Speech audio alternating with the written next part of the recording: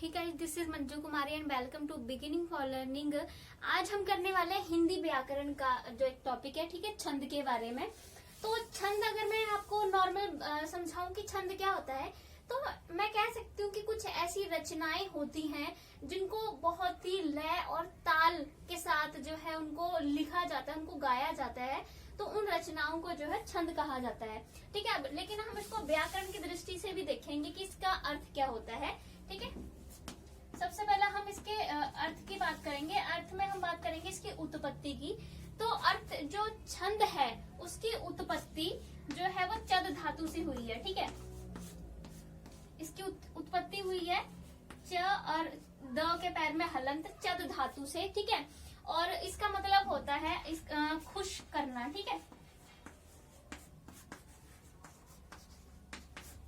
तो ये है कि जो छंद है उसकी उत्पत्ति हुई है चद धातु से, जिसका मतलब होता है खुश करना। तो अगर मैं आपको छंद की यहाँ पर एक परिभाषा लिखूं कि छंद क्या होता है, तो वो इस तरह से हम इसको डिफाइन कर सकते हैं कि कोई भी ऐसी रचना जिसे एक ऐसी रचना जिसमें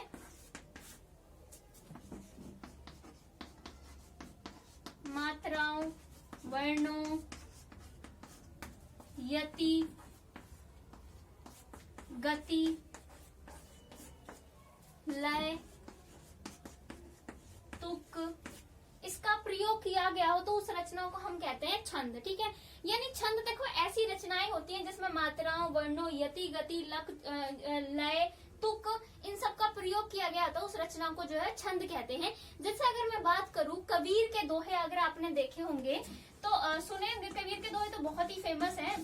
तो कबीर के दोहे में क्या है कि आपने देखा होगा कबीर के दोहे को गाया जाता है। जैसे वो कहते हैं ना कि उनका बड़ा फेमस दोहा है कि रहीमन धागा प्रेम का मत तोड़ो चटकाए, है ना। तो वो कबीर के जो दोहे वो एक लय ताल में गाए जा रहे हैं, उसमें मात्राओं और वर्णों के आधार पर जो है वो उसकी रचना की गई है। तो ऐसी कोई भी रचना है उसे छंद कहा जाता है। ठीक है, अब सबसे पहले हम लोग छंद के प्रकार समझने से पहले छंद के अंग समझेंगे। अंग समझेंगे तो आपको छंद भी जो है वो अच्छे से समझ आ जाएगा खुद से ही। उसके जो भी प्रकार हैं, छंद के भेद हैं, वो भी अंग से अच्छे से समझ आ जाएंगे। तो इसलिए छंद का अंग समझना बहुत जरूरी है। ठीक है, तो अंग की बात करें, मैं अंग यानी इसके कई जो है इसमें हम कह सकते हैं ऐसे हमारे शरीर के जिस तरह से अंग होते हैं वैसे ही छंद के अंग होते हैं जिनको समझना बहुत जरूरी होता है। जैसे पहले मैं बात करूंगी चरण की। ठीक है, इसको जो है वो पद भी कहते हैं। ठीक है, तो चरण क्या होता है, देखो प्रत्येक छंद में, यानी कोई भी छंद हो, छंद के काफी प्रकार हैं, मैं आगे बताऊंगी। तो छंद का कोई भी प्रकार हो, यानी कोई भी छंद हो, हर छंद में जो है वो 4 चरण होते हैं, ये याद रखना है आपने। ठीक है, हर छंद में 4 चरण होते हैं और इन चरणों की रचना जो है वो मात्राओं और वर्णों के आधार पर की गई होती है। मात्राओं व वर्णों के आधार पर इनकी रचना की गई होती है। मैं आगे समझाऊंगी किस तरह से रचना की गई होती है वर्णों और मात्राओं के आधार पर। तो हर छंद में 4 चरण होते हैं। जैसे अगर आपने हिंदी की कविताएं पढ़ी होंगी तो उनको ऐसे 4 लाइनों में लिखा गया होता है, 1 2 3 और ये 4। इस 4 लाइनों का इस तरह से एक पैराग्राफ से बनाया गया होता है। उसके बाद फिर से इस तरह से 4 लाइनों का एक पैराग्राफ बनाया गया होता है। तो ये 4 चरण हुए। ठीक है, तो छंद जो है इस तरह से 4 चरण में लिखे जाते हैं। ठीक है, और ये है चरणों की जो रचना है वो मात्राओं और वर्णों के आधार पर होती है। और अगर 4 चरण है ना, तो 4 चरण में मैं बात करूं, पहले और तीसरा चरण, दूसरा और चौथा चरण। पहले और तीसरे चरण को जो है वो विषम चरण कहा जाता है, विषम चरण। और दूसरे और जो चौथा चरण है उसे सम चरण कहा जाता है। ठीक है, पहले और तीसरे को विषम चरण कहा जाता है, दूसरे और चौथे चरण को सम चरण कहा जाता है। जैसे कि मैंने आपको बोला कि 4 चरण होते हैं ना हर छंद में, लेकिन कुछ छंद ऐसे होते हैं जिनके 4 चरण तो होते ही है ना, लेकिन उनको क्या होता है कि 2 पंक्तियों में यानी 2 लाइंस में ही लिख दिया जाता है, 2 पंक्तियों में ही लिख दिया जाता है। ऐसे कौन से छंद होते हैं, वो है दोहा और सोरठा।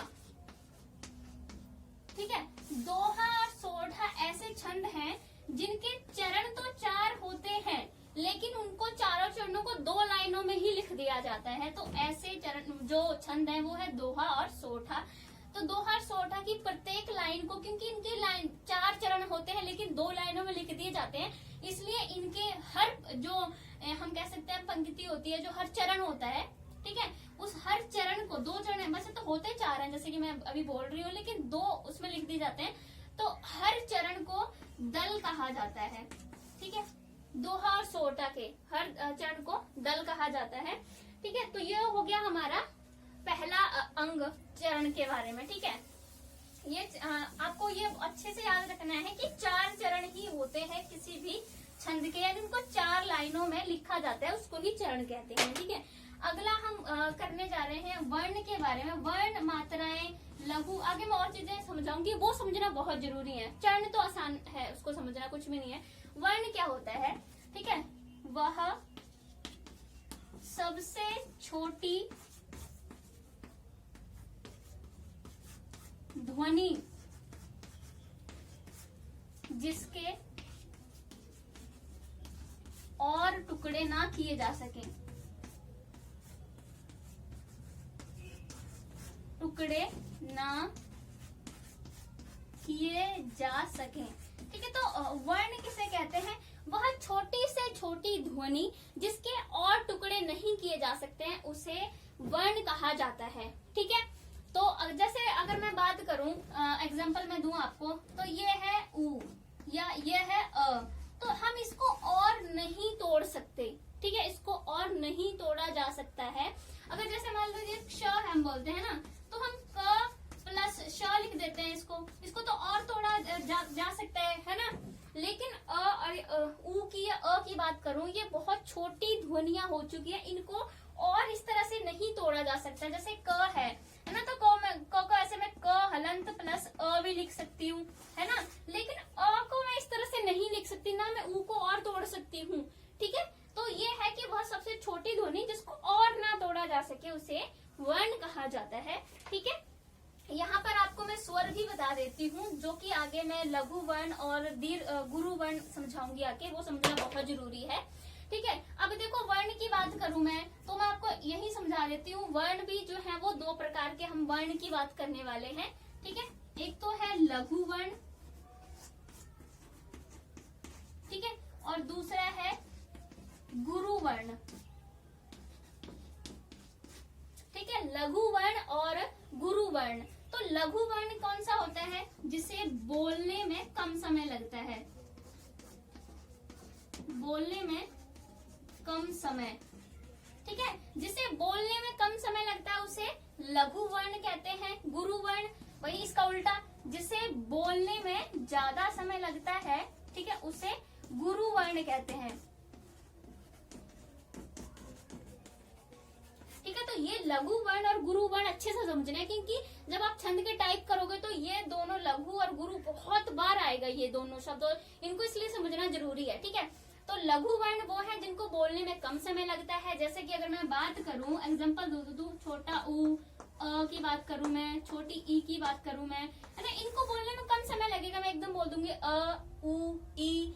अगर वैसे ही मैं गुरु वर्ण में एग्जांपल आपको दूं, तो जैसे बड़ी ई हम बोलेंगे उसे, है ना, तो उसे बोलने में ज्यादा समय लगेगा, हम बोलेंगे ई, या फिर बड़े ऊ, उनको ज्यादा समय लग रहा है ना।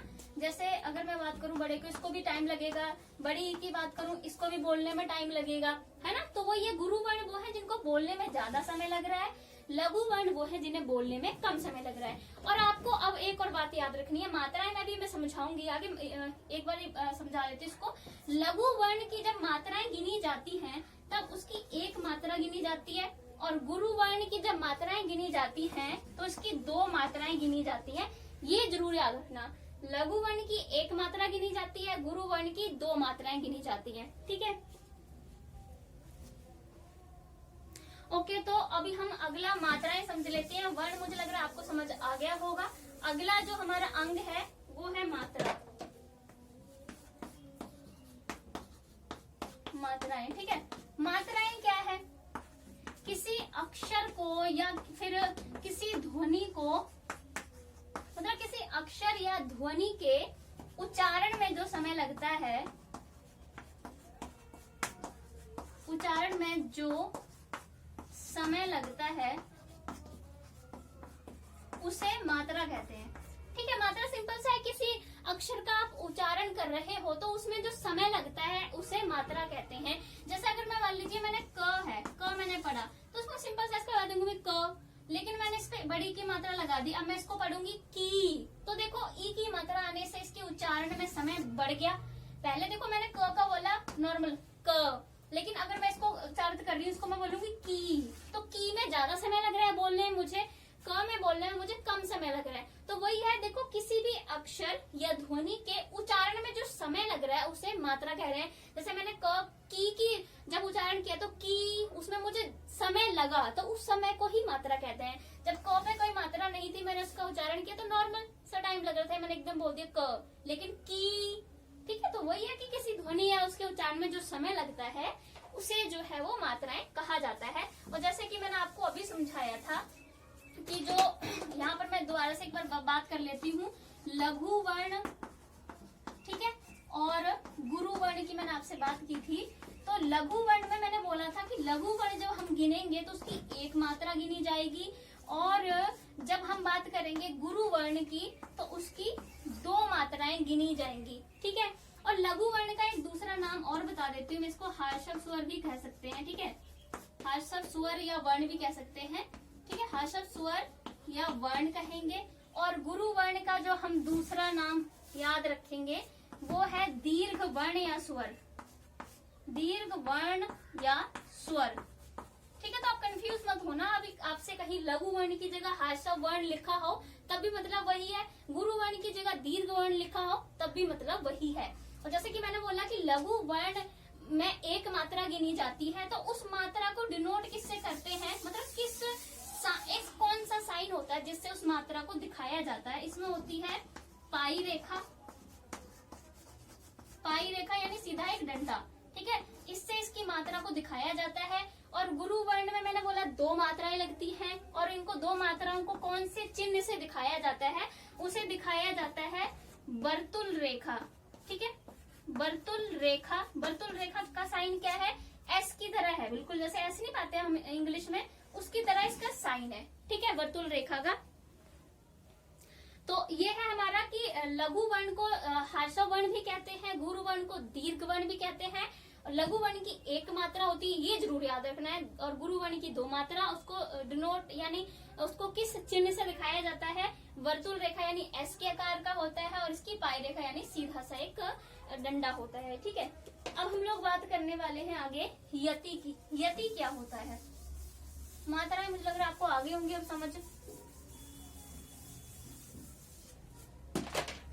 अगला है यति। यति का सिंपल सा मतलब होता है विराम, विराम। ठीक है, अगर हम कोई पद्य पढ़ रहे हैं, या हम कोई कविता ही पढ़ रहे हैं, या हम कोई छंद पढ़ रहे हैं, मतलब कुछ भी हम जब रीडिंग कर रहे हैं उसमें बीच में जो हम विराम ले रहे हैं, यानी जहां हम ठहर रहे हैं, ठीक है, ठहरना, जहां बीच में हम रुक रहे हैं, विराम ले रहे हैं, उसे यति कहते हैं। ठीक है, जैसे पढ़ते पढ़ते होता है ना कि कोई लाइन चल रही है, बीच में वहां से कॉमा आ गया, वहां हम थोड़ा सा विराम लेते हैं, फिर कोई लाइन पढ़ते हैं, पूर्ण विराम हो गया तो वहां भी हम रुकते हैं, मतलब जहां हम रुकते हैं पढ़ते पढ़ते उसे यति कहते हैं। ठीक है, सिंपल सी बात ये है, जहां हम रुकते हैं विराम। अब हम लोग बात करेंगे यति के बाद गति की। गति क्या होता है,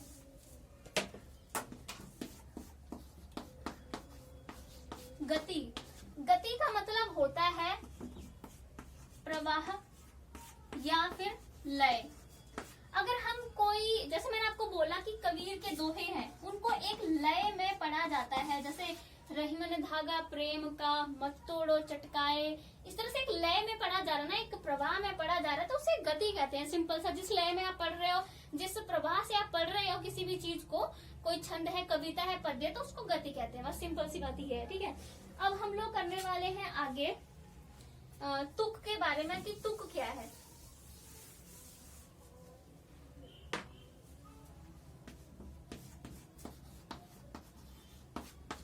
तुक क्या होता है, एक प्रकार का रिदम, जैसे आपने इंग्लिश की पोइम पढ़ा होगा ना, एंड में सेम सेम शब्द आए हुए होते हैं ना, कोई लय मिल रही होती है, उसे तुक कहते हैं। ठीक है, तो वही है, देखो जिस छंद में अंत में तो जो है एक प्रकार की तुक गई होगी उसे जो है वो तुकांत छंद कहेंगे। जहां अंत में किसी भी छंद के अंत में तुक मिल रही है उसे तुकांत कहेंगे, और जहां तुक नहीं मिल रही है उसे अतुकांत कहेंगे। बहुत ही सिंपल है, ये तो आराम से पता लग ही जा रहा है। ठीक है, अब हम लोग सबसे महत्वपूर्ण बात करने वाले हैं गण की। गण को समझना, और जैसे कि मैंने आपको बोला लघु, गुरु और गण, इन तीनों को समझना बहुत जरूरी है। लघु, गुरु, वर्ण तो मैंने आपको समझा दिए। अब हम लोग समझेंगे गण क्या होता है, ये भी बहुत जरूरी है समझना। ठीक है, गण, क्योंकि आगे जब प्रकार के बताए होंगे तो वहां गण लिखा हुआ है, पता ही नहीं चलेगा गण क्या होते हैं। तो हम यहाँ सिंपल सी बात है, 3 वर्णों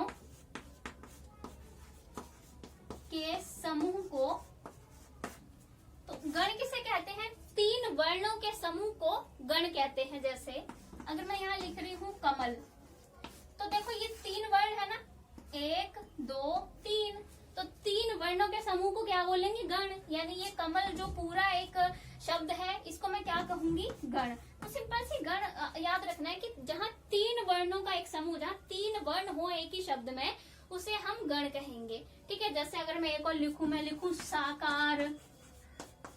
ठीक है, साकार, ये भी 3 है इसमें, सा, का और र, 3 हो गए ना, स, क और र, तो इसे भी मैं गण बोलूंगी। अगर मैं महल लिखूं, महल, ये भी, इसमें भी 3 वर्ण है, तो ये भी एक प्रकार का गण है। ठीक है, तो जहाँ 3 वर्णों का एक समूह हो उसे गण कहते हैं। अब मैं आपको यही साथ में मात्राएं गिनना भी बता देती हूँ कि मात्राएं कैसे गिनेंगे हम। जैसे मैंने आपको बोला लघु और गुरु की मात्रा के बारे में बताया था।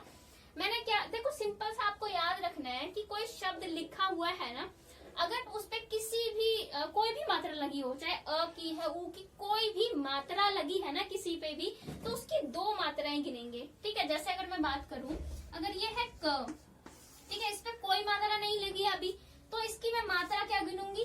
1। लेकिन अगर मैंने ये लिखा, अगर मैंने की लिखा, तो की क्या है? इस पे एक मात्रा लग गई ना, तो इसकी मात्राएं कितनी गिनूंगी मैं? 2। ठीक है, सिंपल सा कि एक आप क की मात्रा लिख दो, जैसे कि मैंने अभी लिखा सिंपल सा, क की भी एक मात्रा हुई, एक मात्रा इस वाली जो मात्रा लगी है उसकी गिन लो, तो कितनी हो गई? 2। बस सिंपल से आपने अगर और सिंपल से याद रखना है कि किसी भी वर्ण पे या किसी शब्द पे, अक्षर पे कोई भी मात्रा लगी है तो उसकी 2 मात्राएं गिनी। जैसे अगर मैं कमल की बात करूं, इसमें कितनी मात्राएं हैं? ठीक है, पहली बात तो मैं बात करूंगी कि ये जो क है ये गुरु वर्ण है या लघु वर्ण है, पहले तो आप ये बताइए। तो मैंने क्या बताया कि जिसपे कोई मात्रा नहीं है उसे हम लघु वर्ण कह देंगे सिंपल सा, और जिसपे कोई मात्रा है उसे हम गुरु वर्ण कह देंगे, क्योंकि गुरु वर्ण पे मात्रा होगी तो उसको ज्यादा टाइम लगेगा एक कोर्स बोलने में, है ना। तो क पे कोई मात्रा नहीं है इसलिए ये लघु वर्ण है। ठीक है, अगर मैं इसको जो है वो की लिखूं तो ये गुरु वर्ण हो जाएगा। ठीक है, ज्यादा टाइम लग रहा है बोलने में से। तो जैसे अगर मैं कमल है, कमल की मात्राएं मैं गिन के बताती हूँ कैसे गिनेंगे हम। जैसे कि मैंने बोला कि इसमें 3 अक्षर है ना, तो क, इस पे कोई मात्रा है नहीं है, इस पे कोई मात्रा, तो हम इसकी 1 मात्रा मानेंगे। म, इस पे भी कोई मात्रा नहीं है, इसकी भी मैं 1 ही मात्रा गिनूंगी। ठीक है, क्योंकि जब कोई मात्रा नहीं है तो 1 गिनती करते हैं मात्रा की। ल, इस पे कोई मात्रा नहीं, इसको 1 मानूंगी, तो इसमें कितनी मात्राएं हो गई? 3 हो गई। अगर मैं साकार की बात करूं, साकार में आप देख रहे हो कि स पे आ की मात्रा लगी हुई है, तो हम इसकी कितनी मात्राएं गिनेंगे? इसकी हम 2 मात्राएं गिनेंगे, क्योंकि इस पे कोई मात्रा लगी हुई है। क पे भी आ की मात्रा लगी हुई है, इसकी हम 2 मात्राएं गिनेंगे। ठीक है, और र पे कोई मात्रा नहीं लगी हुई है इसलिए मैं उसकी 1 मात्रा गिनूंगी, तो कितनी हो गई? 5। 2 मात्रा को आप ऐसे डिनोट करें, एस से, और 1 को ऐसे लिख सकते हैं। तो ऐसे लिखें, ये तो मैंने आपको समझाने के लिए लिख दिया, लेकिन आप ऐसे लिखोगे तो ऐसे ही लिखना पड़ेगा छंद में। ठीक है, तो इसकी हो गई 5 मात्राएं। ठीक है, वैसे और मैं 1-2 आपको गिन के बता देती हूँ कि मात्राएं कैसे गिननी है। बहुत सिंपल है कि जिसपे कोई मात्रा नहीं लगी है उसकी नहीं गिनेंगे। जैसे अगर मैं बात करूं सीता, सीता में कितनी मात्राएं हैं? स पे मात्रा लगी है तो मैं इसकी 2 मात्राएं गिनूंगी। तो पे मात्रा लगी है, मैं इसकी 2 मात्राएं गिनूंगी। कितनी हो गई? 4 मात्राएं हो गई। ठीक है, वैसे ही मैं अगर महल की बात करूं, महल में देखो किसी में कोई मात्रा नहीं तो उसको सिंपल सिंपल कह देते हैं हम 3 मात्राएं हैं। जिसमें कोई मात्रा नहीं लगी तो उसकी हम 1 मात्रा मान के चलेंगे। ठीक है, ये तो होगी मात्राएं गिनना। अब मैं गण की बात कर रही थी, अब मैंने आपको समझा दिया कि गण क्या होता है। अब हम समझेंगे कि गण कितने होते हैं। ठीक है, तो गण क्या होते हैं, गणों की संख्या कितनी है? 8 है। ठीक है, गण 8 प्रकार के हैं, और कौन कौन से गण हैं मैंने उनको याद रखा है इस वाली ट्रिक से। भजन, मरत, यश। आप अपनी कोई ट्रिक बना सकते हो, ये मुझे इससे याद रहता है। भजन, मरत, यश, इससे मुझे याद रहता है। जैसे अभी गण में, ये गण है 8, कैसे देखो, पहला अक्षर लिख देना, पीछे गण लगा देना, बस वो बन जाएगा। जैसे भ से मैं यहाँ लिखूंगी भ, पीछे मैं लगा दूंगी गण, ठीक है। ज पहला अक्षर लिखूंगी, पीछे मैं लगा दूंगी गण, जगण बन गया। न पहला अक्षर लिखूंगी, पीछे लिख दूंगी मैं गण, ठीक है। तो ये भगण, जगण, नगण, ठीक है। वैसे ही म इसका हो जाएगा मगण, र से रगण, ठीक है, त से तगण, ठीक है। और वैसे य से यगण। ये पहले अक्षर को जोड़कर मैंने शॉर्ट ट्रिक बनाई है, पीछे पीछे गण गण लगा देना, पहला अक्षर आगे लिख देना। और स से सगण, ठीक है। ये बहुत सिंपल सा याद करने का, जैसे मर्जी इसको जो है वो कर सकते हो। अब इसमें हमें एक बात और याद रखनी है कि ये जो हमारे 8 गण हो गए, 1 2 3 4 5 6 7 8 गण हो गए, इसमें कितने लघु हैं और कितने गुरु हैं, ठीक है। ये भी हमने अभी साथ में याद रखना है, ये हमें रखना पड़ेगा याद, कितने इसमें गुरु आते हैं हर गण में और कितने इसमें लघु आते हैं। अगर जैसे मैं आपसे अभी भगण की बात करूं कि भगण में कितने गुरु आते हैं, ठीक है, और कितने लघु आते हैं, तो मैंने इसको भी ऐसे ही पूरा याद कर लिया है, ठीक है। तो जैसे अगर मैं जगण की बात करूं तो इसमें पहला ये भी सीक्वेंस में याद रखना है, अपनी मर्जी से इधर उधर नहीं कर देना है। इसमें पहला जो है वो लघु होता है, फिर गुरु होता है, फिर लघु होता है, ठीक है। वैसे नगण की बात करूं उसमें तीनों ही लघु होते हैं। अगर मैं आपसे भगण की बात करूं तो भगण में क्या होता है कि पहला गुरु होता है, ठीक है, और बाकी 2 लघु होते हैं। इसमें पहला गुरु होता है, बाकी 2 लघु होते हैं, ठीक है। तो ऐसे आपने याद रखना है। मैं इसको दोबारा से लिख दूंगी, इसके नीचे लिख देती हूँ। जैसे सॉरी, मैंने ये इसके ऊपर लिख दिया। तो भगण में क्या होता है कि पहला गुरु होता है, 2 लघु होते हैं, ठीक है, इसका बता दिया। वैसे ही अगर हम मगण की बात करें तो मगण में भी कुछ ऐसा ही है, बस थोड़ा थोड़ा आपको जो है वो याद रखना है। जैसे मगण में क्या होता है, पहला इसमें गुरु होता है, दूसरा भी गुरु और तीसरा भी गुरु, तीनों गुरु हैं। इसमें पहला जो है वो गुरु है, लघु है, फिर गुरु है, ठीक है। और लास्ट वाला इसमें आ जाता है हमारे पास, अगर हम बात करें तो इसमें ये इसका थोड़ा अपोजिट हो जाता है। इसमें तीनों वही थे ना, तो ये मैंने आगे पीछे लिख दिया, इनके नीचे लिख देती हूँ। जैसे मगण की बात करूं, इसमें पहला भी गुरु है, दूसरा भी गुरु है, तीसरा भी गुरु है। रगण की बात करूं, इसमें पहला गुरु, लघु। ओके, तो जैसे कि मैं आपको बता रही थी कि कौन से में लघु या गुरु होते हैं, तो जैसे मैंने बताया कि भगण में क्या होता है कि पहला गुरु होता है, यानी 2 मात्राएं आती हैं पहले, ठीक है, फिर उसके बाद लघु, फिर लघु। जगण में पहला लघु, फिर गुरु, फिर लघु। नगण में पहला जो तीनों ही इसमें लघु आते हैं, ठीक है। मगण की बात करूं, तीनों इसमें गुरु आते हैं। रगण में पहला गुरु, फिर लघु, फिर गुरु। तगड़ में गुरु, फिर लघु। वैसे ही यगण में जो है वो पहला हमारा आता है लघु, फिर गुरु, फिर से गुरु। और सगण में 2 लघु, पहले 2 लघु और फिर जो है वो अपना गुरु आता है। तो ये तो हो गए हमारे छंद के जो भी टाइप, जो अंग थे, सॉरी, उसके बारे में बात होगी। अब हम छंद के प्रकार के बारे में नेक्स्ट वीडियो में बात करेंगे, क्योंकि इससे क्या होता है कि बहुत लंबी वीडियो हो जाती है तो देखने वाले भी बोर हो जाते हैं। तो अब पहले आप अंगों को समझिए। वैसे भी जब तक आपको ये समझ नहीं आएंगे तो प्रकार समझना मुश्किल होगा, ठीक है। ये समझ आ गए तो छंद के प्रकार करना बहुत बड़ी बात नहीं है, बहुत आसान लगते हैं इसके बाद। तो जब तक आप ये देखिए तो thank you so much guys. अगर आपको मेरी वीडियो अच्छी लगती है तो प्लीज लाइक, शेयर और सब्सक्राइब जरूर करें। Thank you so much, keep watching guys.